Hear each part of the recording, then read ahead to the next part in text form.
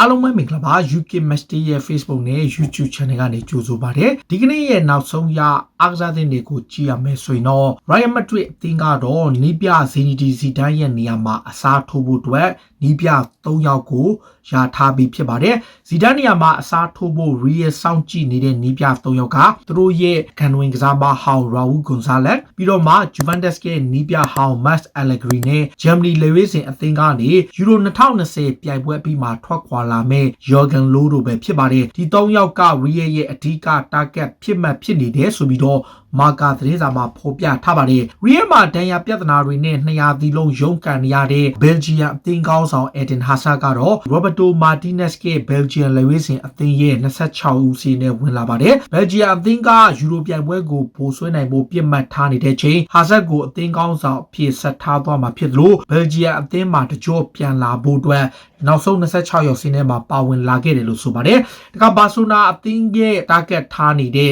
Lyon တိုက်စစ်မှု Memphis Depay ကတော့ Catalan Club ကိုပြောင်းရွှေ့ဖို့သဘောတူညီမှုရပါပြီ။စာချုပ်ချုပ်ဆိုဖို့အချက်လက်အနည်းငယ်သာကျန်တော့တဲ့အချိန် Netherlands တိုက်စစ်မှုကမကြာမီချိန်တွင်မှာဘာဆိုနာနဲ့စာချုပ်ထုတ်ဆိုမှာဖြစ်ပြီးတော့ Catalan Club ကိုအလွတ်ပြောင်းရွှေ့ခြင်းနဲ့ပြောင်းရွှေ့တော့မှာပါ။ Memphis Depay ကဘာဆိုနာကိုပြောင်းဖို့လုပ်နေတဲ့အချိန် Sergio Aguero ကလည်းဘာဆိုနာကို2နှစ်စာချုပ်နဲ့သဘောတူညီမှုရရှိထားပြီဖြစ်ပါတယ်။ TYC Sport ရဲ့အဆိုအရဘာဆိုနာရဲ့ဥက္ကဋ္ဌလာပိုတာနဲ့အကွဲရိုအေဂျင့်တို့အကြားမှာသဘောတူထားပြီးဖြစ်ကြောင်းနဲ့ချန်ပီယံလိဘောလုံးပွဲပြီးရင်ဖြင့်ဘာဆိုနာအသင်းကိုပြောင်းရွှေ့မယ်လို့ဆိုတာပါဘာဆိုနာအသင်းကလက်ရှိမှာခုနတိုက်စစ်မှု2ယောက်ခေါ်ယူသွားပြီးတဲ့အချိန်သူတို့ရဲ့အဓိကကစားမတစ်ယောက်ဖြစ်တဲ့ Antoine Griezmann ကိုရောင်းထုတ်တော့မှာပါ Griezmann အနေနဲ့ဘာဆိုနာအသင်းမှာ200တီကစားရင်းကအောင်မြင်မှုအတိုင်းအတာတစ်ခုထိရဖို့ကျူးနေရတဲ့အချိန်ဘာဆိုနာသင်းကသူ့ကိုယူရိုတန်း80နဲ့80ကြားရရင်ရောင်းချဖို့အသင့်ရှိတယ်လို့ဆိုတာပါဂရစ်မန်ကဘာဆိုနာအသင်းနဲ့စာချုပ်တက်တန်းက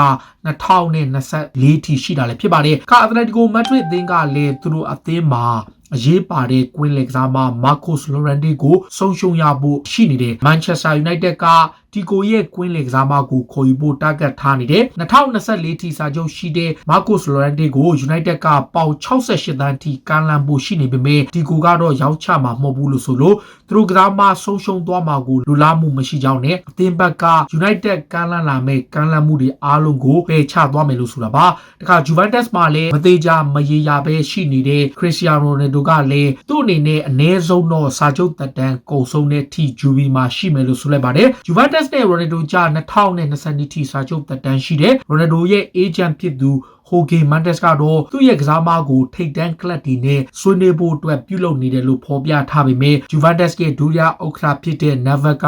ခရစ္စတီယာနိုရိုနယ်ဒိုတယောက်စာချုပ်တက်တန်းကုန်ဆုံးတဲ့အထိဂျူဗန်တက်စ်အသင်းမှာဆက်ရှိနေမယ်လို့ဆိုတာပါလက်ရှိမှာတော့အင်တာမီလန်အသင်းရဲ့တိုက်စစ်မှုလော်တာရိုမာတီနက်စ်ကနွေရာသီမှာဘာစီလိုနာကိုပြောင်းဖို့ထိနီးစပ်ခဲ့တယ်လို့ဝန်ခံခဲ့သလိုသူ့အနေနဲ့ဘာစီလိုနာကိုပေချခဲ့ပြီးအင်တာမီလန်မှာထပ်နေဖို့ဆုံးဖြတ်ခဲ့တာကမှန်ကန်တဲ့ဆုံးဖြတ်ချက်တစ်ခုလို့ဆိုခဲ့တာပါအန်တိုနီယိုကွန်တေလက်ထက်မှာခြေစွမ်းပြကစားနေသလိုဘာစီလိုနာကိုညှင်းဆန်ခဲ့တာကသူ့အနေနဲ့နောင်တမရခဲ့ကြောင်းနဲ့စီဒီကလပ်အသင်းမှာပဲဆက်လက်တွဲကျင်တယ်လို့ဆိုလိုက်ပါတယ်ခါ AC မီလန်အသင်းရဲ့ဂန်ဝင်ကစားမခါကတော့သူ့ရဲ့အသင်းဟောင်းအနေနဲ့ယာဒီကိုမှာချန်ပီယံလိဝင်ခွင့်ရဖို့မျှော်လင့်လျက်ရှိနေတဲ့ AC မီလန်ကခါကလီယာဂီကိုပြီးခဲ့တဲ့တနင်္ဂနွေနေ့ကပွဲစဉ်မှာအနိုင်ရခဲ့ရင်ဖြင့်နောက်ဆုံးပွဲမှာသေတမတ်နဲ့ချန်ပီယံလိဝင်ခွင့်ကိုတေချာပေါက်တက်နိုင်မှာဖြစ်ပေမဲ့မထင်မှတ်ပဲနိုင်ပွဲပျောက်ခဲ့လို့အတ္တလန်တာနဲ့ပွဲကသူတို့အတွက်အရေးပါသွားတဲ့ပွဲဖြစ်လို့ကာအနေနဲ့အတ္တလန်တာနဲ့ပွဲမှာအနိုင်ယူပြီးချန်ပီယံလိဝင်ခွင့်ရဖို့မျှော်လင့်နေတယ်လို့ဆိုတာပါ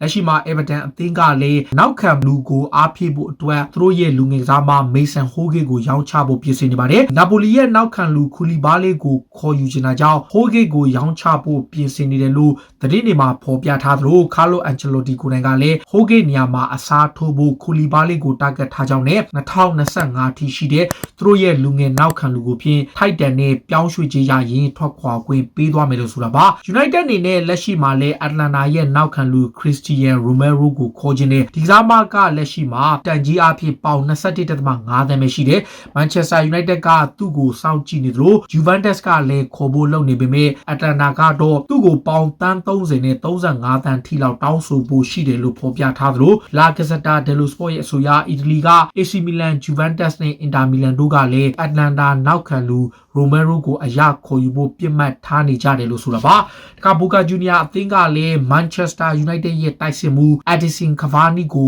ခေါ်ယူနိုင်ခဲ့ခြင်းမရှိပေမဲ့လည်းသူတို့အနေနဲ့လက်လျှော့သွားမှာမဟုတ်ဘူးလို့ဆိုလိုက်ပါတယ်34နှစ်ရွယ်ရှိတဲ့ကဗာနီကယူနိုက်တက်မှာနောက်ထပ်တစ်နှစ်သက်တမ်းတူးသွားလို့စာချုပ်သက်တမ်းရ2022မှာအသင်းကထွက်ခွာခွင့်ရမယ်ဒါပေမဲ့ဘူကာဂျူနီယာရဲ့ဒုတိယဥက္ကဋ္ဌရာထူးဖြစ်ဆောင်ရွက်နေတဲ့အာဂျင်တီးနားကွင်းလယ်ကစားမဟောင်းရီကွမ်ဘီကတော့ကျွန်တော်တို့အနေနဲ့ကဗာနီကိုလာမဲ့ရာသီမှာဆုံးရှုံးပေမဲ့2022မှာတော့ကျွန်တော်တို့တွက်ဖြစ်မယ်ဆိုသူကဆိုခဲ့တာပါလက်ရှိမှာအက်ဒီဆင်ကဗာနီကိုတိုင်ကဆိုရှာရဲ့တောင်းဆိုမှုကြောင့်အသင်းမှာနောက်ထပ်တရားသည်တက်တန်းတိုးခဲ့တာပါယူနိုက်တက်အနေနဲ့ပြီးခဲ့တဲ့နှစ်တုန်းကအင်္ဂလန်လေဝေးစဉ်အသင်းမှာပြဿနာဖြစ်ခဲ့လို့ဖိုဒန်နဲ့အတူပြစ်ဒဏ်ချမှတ်ခံရတဲ့ Greenwood ပေါ်အင်္ဂလန်လေဝေးစဉ်အသင်းကဆက်ဆံပုံတွေကိုမကြည်မလန့်ရှိနေတယ် Greenwood ရဲ့အစောပိုင်းကာလဒီမှာအင်္ဂလန်လေဝေးစဉ်ဖြစ်ခဲ့ပြီးမှအိုက်စလန်မှာဖြစ်ခဲ့တဲ့ဖြစ်ရဲ့ကြောင့်လေဝေးစဉ်အသင်းကချန်လက်ချင်းခံရတဲ့အပေါ်ဒါမန်ချက်စတာယူနိုက်တက်ကစိတ်ပြက်လျက်ရှိလို့သူတို့ကစားမလေးရဲ့ခြေစွမ်းပိုင်းမှာအများကြီးထိခိုက်သွားရကြောင်းနဲ့လေဝေးစဉ်အသင်းကသူ့ဘော်ကိုဆက်ဆံပုံကမှားယွင်းတယ်လို့ဝေဖန်လိုက်တာပါတခါအာဆနယ်အသင်းကလည်းဆောင်းတန်ရဲ့နောက်ခံလူရိုင်ယန်ဘာထရန်ကိုခေါ်ဖို့လုပ်နေတဲ့32နှစ်အရွယ်ရှိတဲ့ဒီကစားမကစာချုပ်သက်တမ်းကုန်ဆုံးလို့အသင်းကနူယာဒီမှာထွက်ခွာတော့မယ့်ချိန်မြောက်လန်ဒန်ကလပ်ကတော့မန်စီးတီးနဲ့အပြိုင်အလွတ်ပြောင်းရွှေ့ခြင်းနဲ့သူ့ကိုခေါ်ယူနိုင်ဖို့ကြိုးပမ်းနေတာပါတခါအာဆနယ်အနေနဲ့ကွင်းလယ်ပိုင်းကိုအားဖြည့်ဖို့လုပ်တဲ့အချိန်ဂျူဗန်တက်စ်ကိုရောက်နေတဲ့သူတို့ရဲ့ကွင်းလယ်ကစားမဟောင်းရမ်ဇေးနဲ့လက်တွဲပွဲရှိတယ်ရမ်ဇေးကိုယ်တိုင်ကဂျူဗန်တက်စ်ရဲ့ပြောင်းရွှေ့ခြင်းနဲ့ကိုထည့်သွင်းထားခြင်းခံရသလိုသူ့ရဲ့ကလပ်ဟောင်းဖြစ်တဲ့အာဆနယ်ကိုပဲပြန်လဲပေါင်းစည်းခြင်းကြောင့်နဲ့မြောက်လန်ဒန်ကလပ်ကိုပြန်လာခြင်းတယ်လို့ဆိုပါတယ်အာဆနယ်အသင်းအနေနဲ့သူတို့ရဲ့ကွင်းလယ်ကစားမဂရန်နစ်ဂျာကာနဲ့ကိုသမာဗန်လန်နဲ့တို့ရဲ့အနာဂတ်မရေရာမှုတွေကိုအတန်တိတ်လျက်ရှိနေတဲ့လက်ရှိမှာတော့ဂရန်နစ်ဂျာကာရောဗန်လန်တို့နှစ်ယောက်အသင်းကထွက်ခွာသွားမယ်လို့ဗြိတိန်မီဒီယာတစ်ခုမှဖော်ပြထားပေမဲ့အာဆနယ်အသင်းကတော့ဒီစားမတွေအသင်းမှာဆက်ရှိနိုင်မယ်လို့ယုံကြည်ကြောင်းနဲ့မီခဲအာတီတာကိုယ်တိုင်ကသူတို့ကိုဆက်ထိန်ထားနိုင်မယ်လို့ဆိုခဲ့တာပါကမန်ချက်စတာစီးတီးအသင်းကလည်းလက်ရှိမှာလာမယ့်မေလ29ရက်နေ့မှာချန်ပီယံလိဘောလုံးပွဲရင်ဆိုင်ရဖို့ရှိတယ်ချယ်ဆီနဲ့ကစားမဲ့ပွဲအတွက်လက်ရှိချိန်ထိသူ့ရဲ့အသင်းကိုသူရွေးချယ်ဖို့ခက်ခဲနေတယ်လို့ဆိုထားတယ်ဒါချန်ပီယံလိဘောလုံးပွဲမှာမန်စီးတီးနေနဲ့ဘယ်ကစားမတွေကိုပွဲထွက်ခွင့်သုံးရမလဲကိုဖတ်ဂွာဒီယိုလာနေနဲ့စဉ်းစားနေစေဖြစ်ကြောင်းနဲ့တကယ်ကိုခက်ခဲရွေးချယ်ရဖို့ရှိတယ်လို့ဆိုတာပါတခါမန်စီးတီးကလက်ရှိမှာလီစ်ယူနိုက်တက်ကိုအငှားချထားတဲ့ဟာရစ်ဆင်ကိုတော့လီစ်ကအပီးသက်ခေါ်ယူခြင်းနေတယ်24နှစ်ရွယ်ရှိတဲ့တောင်ပန်ကစားမကမန်စီးတီးကနေလစ်ကို3ရာသီစက်တိုက်အငှားကစားခဲ့ရင်ကဒီနေ့ရာသီမှာခြေစွမ်းပြခဲ့တာကြောင့်မာဆယ်လိုဘီယာဆာကသူ့ကိုအပီးသက်ခေါ်ဖို့လုပ်နေတာပါ24နှစ်ရွယ်ရှိတဲ့ဒီကစားမကိုတော့စီတီဘက်ကထိုက်တဲ့နဲ့ပြောင်းရွှေ့ကြေးရရင်ဖြင့်ရောင်းထုတ်ပွဲရှိတယ်လို့လည်းဆိုထားပါတယ်လီဗာပူးအနေနဲ့ပြီးခဲ့တဲ့နှစ်ကအငှားနဲ့ခေါ်ထားတဲ့အိုဇန်ကဖကိုရာသီကုန်မှာထွက်ခွာခွင့်ပြုတော့မယ်လို့ဆိုတာပါပြီးခဲ့တဲ့ဒီဆောင်းရာသီဈေးကွက်တုံးကနေအငှားခေါ်ထားတဲ့အိုဇန်ကဖအနေနဲ့လီဗာပူးသင်းမှာခြေစွမ်းမပြနိုင်လို့ပါဝင်ကစားခွင့်အခွင့်အရေးနည်းနေတာကြောင့်နွေရာသီမှာဖြင့်ကလပ်သင်းကသူ့ကိုအပီးသက်ခေါ်ယူမှာမဟုတ်ဘူးလို့ဆိုလိုက်ပါတယ်လီဗာပူးအနေနဲ့လက်ရှိမှာနယ်သာလန်နောက်ခံလူစတီဗ်ဘောလ်မန်ကိုခေါ်ဖို့လဲလုပ်နေတယ်ဒီကစားမကိုလီဗာပူးကပြီးခဲ့တဲ့ဇန်နဝါရီလကခေါ်ဖို့လုပ်နေသလိုလက်ရှိမှာပရီးမီးယားလိဂ်ကလပ်တွေတော်တော်များများကလည်းစိတ်ဝင်စားနေတယ်လီဗာပူးကတော့သူတို့ရဲ့ခန်းစစ်ပိုင်းအတွက်ပြင်သစ်ကလပ်ရဲ့နောက်ခံလူဘောလ်မန်ကိုခေါ်ချင်နေတာကြောင့်မကြာမီချင်းတွေမှာပဲထိပ်တန်းကလပ်တွေနဲ့အပြိုင်လူရပွဲရှိတာပါပါရီးဆင်ဂျာမယ်အသင်းရဲ့နီးပြမိုရီစီယိုပူချက်တီနိုကသူ့ရဲ့ကလပ်ဟောင်းထော်တနမ်ရဲ့နောက်ခံလူဆာချ်အော်ရီကိုခေါ်ချင်နေတယ်အော်ရီအနေနဲ့လက်ရှိမှာ AC မီလန်အပါအဝင်ထိပ်တန်းကလပ်တွေကလိုချင်နေပေမဲ့ PSG ရဲ့နီးပြကိုယ်တိုင်က